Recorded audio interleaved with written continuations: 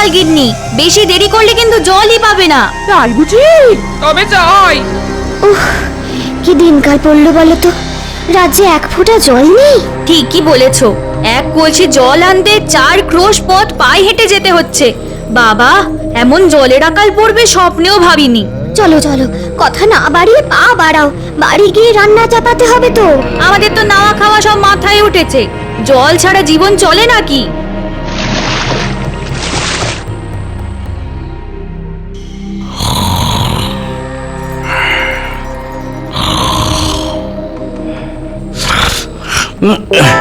বাবা, ওরে বাবা রে, জল তেষ্টায় গলাটা একেবারে শুকিয়ে কাঠ হয়ে গেল। তেষ্টার চোটে এত সুন্দর ঘুমটাও চটকে একেবারে চচ্চড়ি হয়ে গেল। দূর।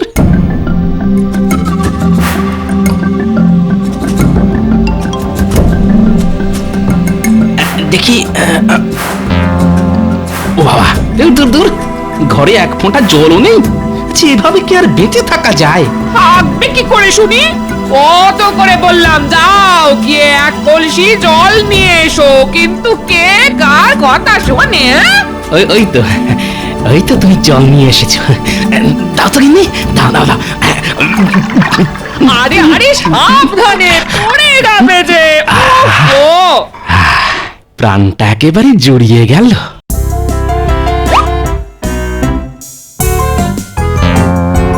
দিলে তো সব জল শেষ করে, এবার বাকি দিনটা চলবে কেমন করে শুনি? রাঁধবো কি দিয়ে আর খাবো কি? দূর, জল তেষ্টার সময় এত কিছু মাথায় থাকে নাকি?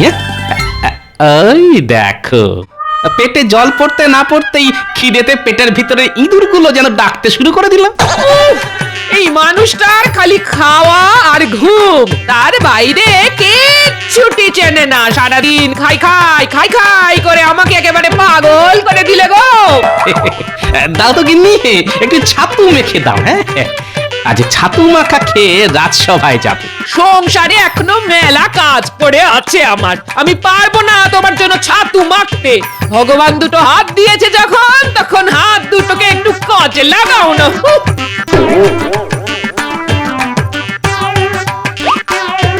যা, এই রে, আজ দেখছি গিন্নির মাথায় গরম উনুন জ্বলছে। বাবা, গিন্নিকে আর চটিয়ে কাজ নেই।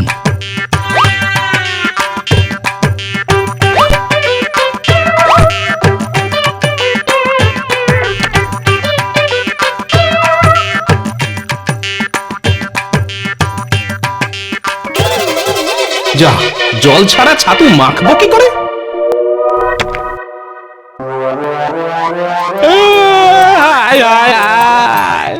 এ কি হলো গো? আমার মানুষটা কাঁদছে কেন? কোনো আপদ বিপদ হলো না তো?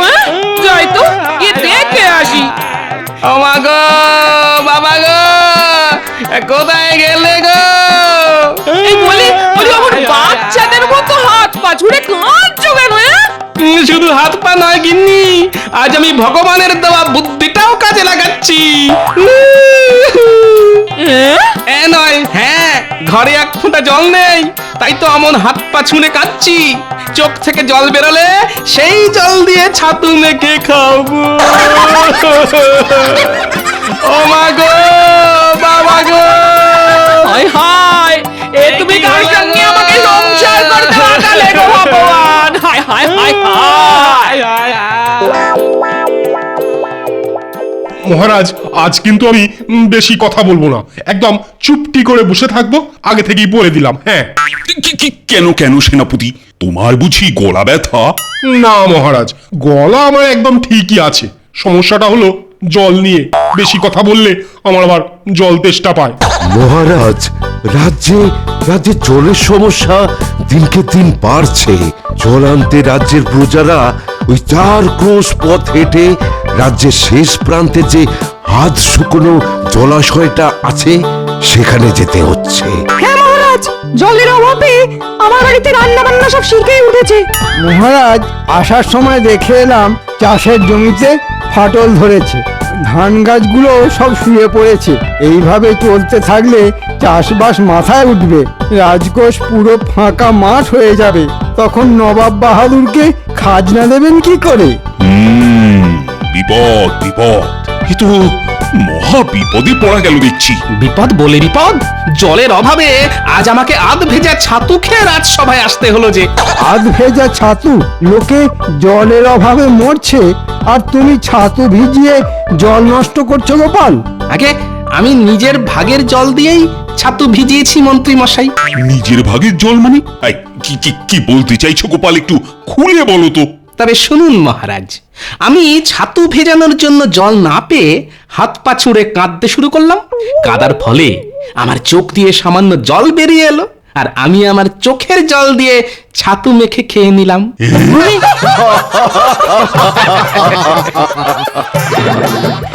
সত্যি গোপাল, তোমার মাথায় কত বুদ্ধি।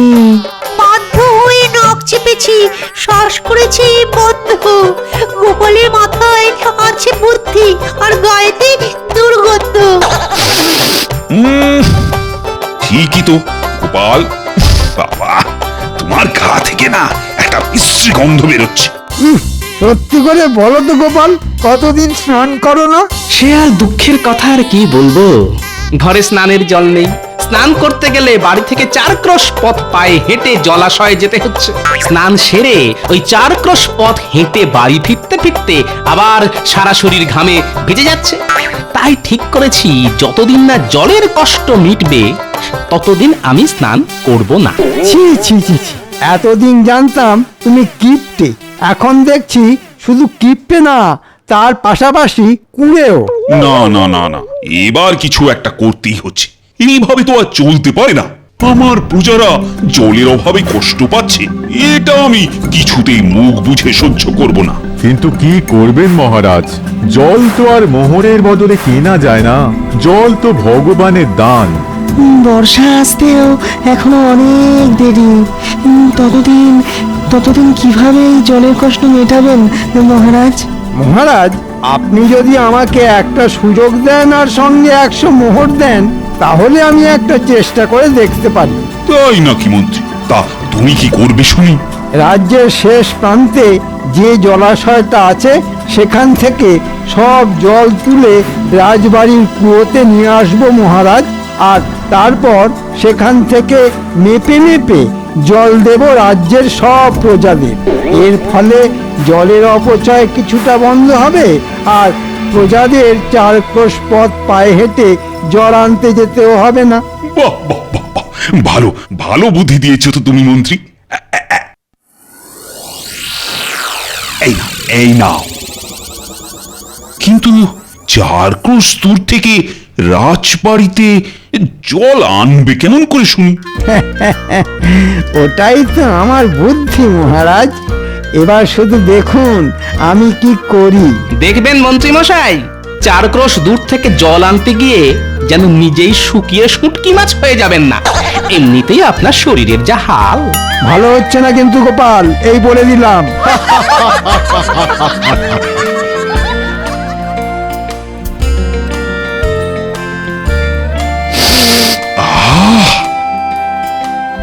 বেশ সুন্দর গন্ধ বেরিয়েছে দেখছি। আজ কি রান্না হয়েছে রানী? আজ তোমার পছন্দের আলু পোস্ত, মাছের ঝোল আর খাসির মাংস রান্না করেছি। বাবা বাবা বাবা, দাও দাও, আর দেরি করো না, আমি যে আর অপেক্ষা করতে পারছি না।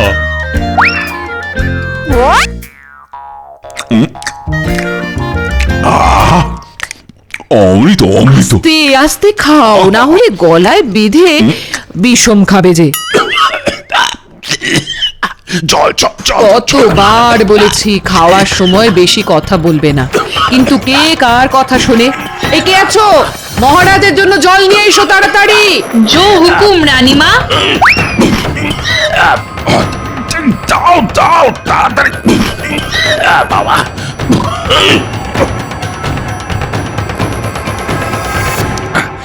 কি মাত্র এইটুকু জল, এতে যে আমার অর্ধেক গলাও ভিজলো না। আগে রন্ধনশালায় আর এইটুকুই জল বেঁচেছিল মহারাজ। সে কি?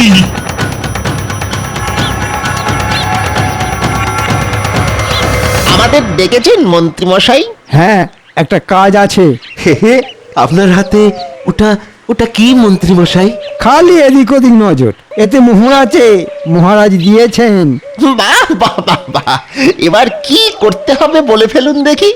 সকাল থেকে হাতের তালুটা কেমন কুটকুট কুটকুট করছে। মনে হচ্ছে আজ কিছু মোহর টেকে ঢুকবে। বাজে কথা বাদ, কাজের কথা মন দিয়ে শোন। রাজ্যের শেষ প্রান্তে যে জলাশয়টা আছে সেখান থেকে রাজবাড়ি পর্যন্ত একটা সরু নালা কাটতে হবে, যাতে জলাশয় থেকে সব জল এসে রাজবাড়ির কুয়োয় জমা হয়। বুঝেছি মন্ত্রী মশাই, তাহলে আজ থেকেই কাজ শুরু করে দিই। হ্যাঁ হ্যাঁ, তাই কর। এই নে ধর তোদের পারিশ্রমিক, এখন চটপট কাজ শুরু করে দে তো। এবার এই বাকিটা ঢুকবে আমার ট্যাঁকে। পাওয়া যায়, একেই বলে সুযোগের সৎ ব্যবহার।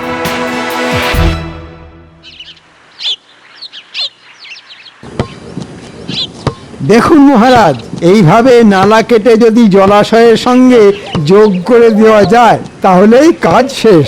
জল নিজে থেকে এসে পড়বে রাজবাড়ির কুয়োয়। বাহ মন্ত্রী বাহ, তোমাকে যতটা বোকা ভাবতাম তুমি দেখছি ততটা বোকা নও। মহারাজ, আপনি আমার প্রশংসা করছেন না নিন্দা করছেন, মানে কিছুই বুঝতে পারছি না।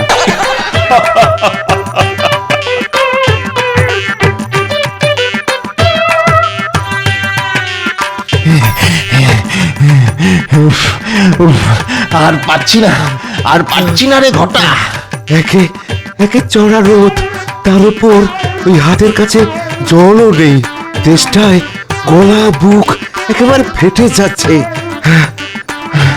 দরকার নেই মোহরের, চল পালিয়ে যাই। আপনি বাঁচলে বাপের নাম। ঠিক ঠিক বলেছিস বটা, ঠিক বলেছিস। না হলে আমাদের এই রোদে এই পটল তুলতে হবে। হ্যাঁ ঠিক বলেছিস। কিরে, চুপ করে দাঁড়িয়ে পড়লি কেন? আমাদের আমাদের ছেড়ে দিন মন্ত্রী মশাই, আমাদের দ্বারা এই কাজ হবে না। বললেই হলো ছেড়ে দিন। গুনে গুনে মোহর নেওয়ার ডালা মনে ছিল না? এই ধরুন আপনার মোহর। এই কটা মোহরের জন্য আমরা পটল তুলতে চাই না। আর আর কিছুক্ষণ এখানে দাঁড়ালে আমরা শুকিয়ে একেবারে শুটকি মাছ হয়ে যাব। চল চল বটা, চল আমরা বাড়ি যাই। এই রোদে আর দাঁড়াবো না। চল চল। এ কি মন্ত্রী, আমি যে তোমাকে 100 মোহর দিলাম, তা ওরা তোমায় মাত্র 10 মোহর ফেরত দিল কেন? তাহলে বাকি মোহর কোথায় গেল? মানে বাকি মোহরগুলো আমার কাছেই আছে মহারাজ, সময় মতন ওদের ঠিক দিয়ে দিতাম। তোমাকে চিনতে আমার আর বাকি নেই, কোনো কাজ হবে না তোমার দ্বারা। মরকট কোথাকার, বাকি মোহরগুলো আজকের মধ্যে ফিরিয়ে না দিলে না তোমার গর্দান নেব, এই আমি বলে দিলাম।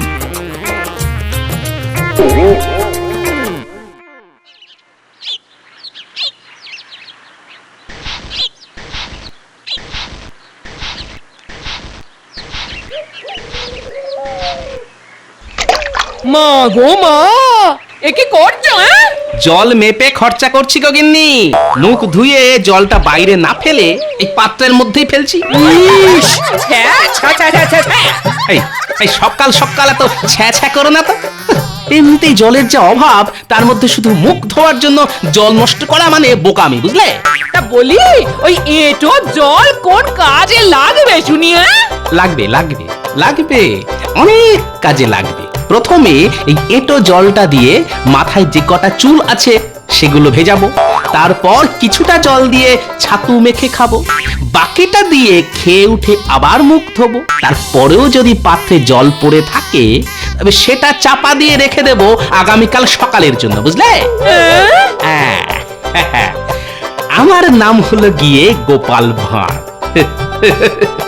কিভাবে মেপে মেপে খরচা করতে হয় সেটা আমার থেকে ভালো আর কেউ জানে না।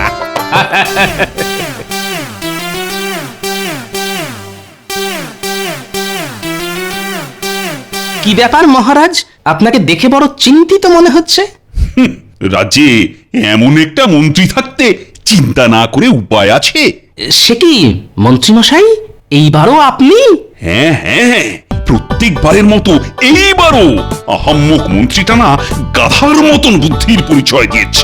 তাই বলি, আমাদের মন্ত্রীমশাই আজ কেন ভেজা বিড়ালের মতন এক কোণে চুপটি করে দাঁড়িয়ে আছেন? ভেজা নয় গোপাল, শুকনো বেড়াল বলো, জলের যা আকাল। এবার তাহলে কি হবে? দূর এক একটা আকাট অকম্মার দেখি সব আমার রাজসভায় কারো দ্বারা যদি কোনো একটা কাজ হয়েছে। কি গোপাল, এবার তুমি একটা উপায় খুঁজে বার করো। হ্যাঁ গোপাল, একমাত্র তুমিই পারবে এই জলের কষ্টের হাত থেকে আমাদের বাঁচাতে। গোপাল আর কি বা করবে? গোপাল তো আর জল তৈরি করতে পারবে না। কি গোপাল, কিছু বলো। আগে মাথায় বুদ্ধি থাকলে আকাশের চাঁদও পেড়ে আনা যায় মন্ত্রীমশাই। সেখানে জলের কষ্ট দূর করা তো সামান্য ব্যাপার। তোমার খালি মুখেই বড় বড় ভাষণ, কাজের বেলা ফক্কা। না, অনেক অপমান সহ্য করেছি, আর নয়। মহারাজ, আমি কথা দিলাম 3 দিনের মধ্যে রাজ্যের এই জলের কষ্ট আমি মিটিয়েই ছাড়বো, না হলে আপনি আমার নামে গাধা পুষবেন। বাহ, এ তো দেখছি একেবারে আত্মবিশ্বাস গুলে খেয়েছে। কিন্তু রাজ্যে তো জলই নেই, তাহলে কিভাবে গুললো?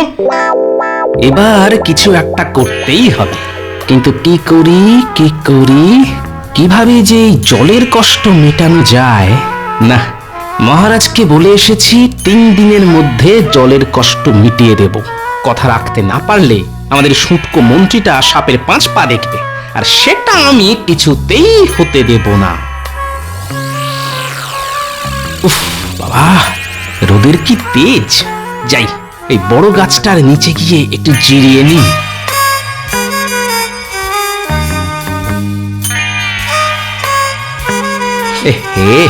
আশেপাশের সব চারা গাছগুলো প্রায় শুকিয়ে আধমরা হয়ে গেছে দেখছি।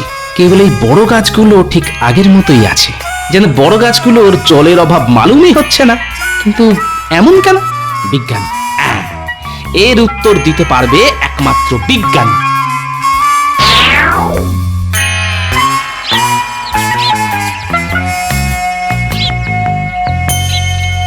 বিজ্ঞানী, বিজ্ঞানী, শুনতে পাচ্ছ?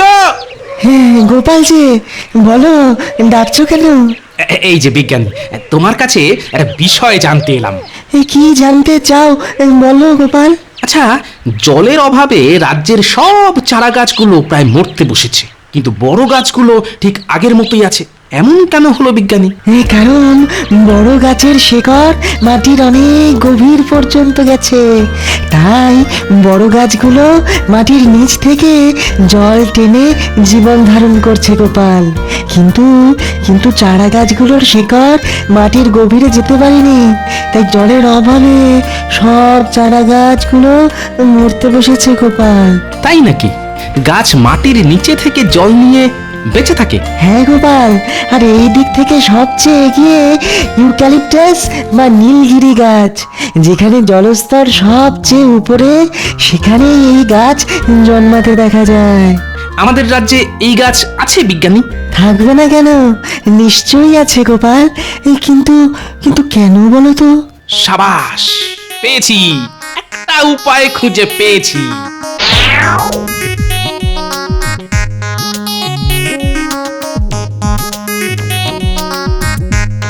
ভালো করে খুঁজো বিজ্ঞানী, খোঁজ পেলেই আমাকে ডাকবে। আচ্ছা গোপাল, পেয়েছি গোপাল, এটাই হলো ইউক্যালিপটাস গাছ। তার মানে এই জায়গায় মাটির নিচে ভালো জলের স্তর আছে। ঠিক বলেছ গোপাল, এই গাছ বেঁচে থাকার জন্য মাটি থেকে প্রচুর জল সংগ্রহ করে। বিজ্ঞানী, তুমি এখানে দাঁড়াও, আমি এক্ষুনি যাব আর আসবো। আমরা কোথায় যাচ্ছি গো গোপাল দাদু? আরে চল না, গেলেই দেখতে পাবি। নে, এবার তোরা মাটি খোঁড়া শুরু কর।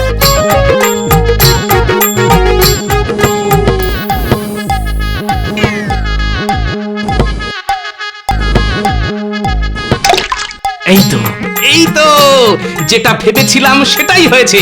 কি মজা মাটির নিচে জল পাওয়া গেছে। বিজ্ঞানী, তুমি গিয়ে মহারাজকে ডেকে নিয়ে এসো তাড়াতাড়ি। হ্যাঁ এক্ষুনি যাচ্ছি গোপাল। তাড়াতাড়ি চলুন মহারাজ, গোপাল আপনার জন্য অপেক্ষা করছে। আরে যাচ্ছি কিন্তু কি এমন জিনিস দেখাবে বলো তো গোপাল? যত সব ন্যাকামো। ন্যাকামো নয়, বুদ্ধি, গোপালের বুদ্ধি।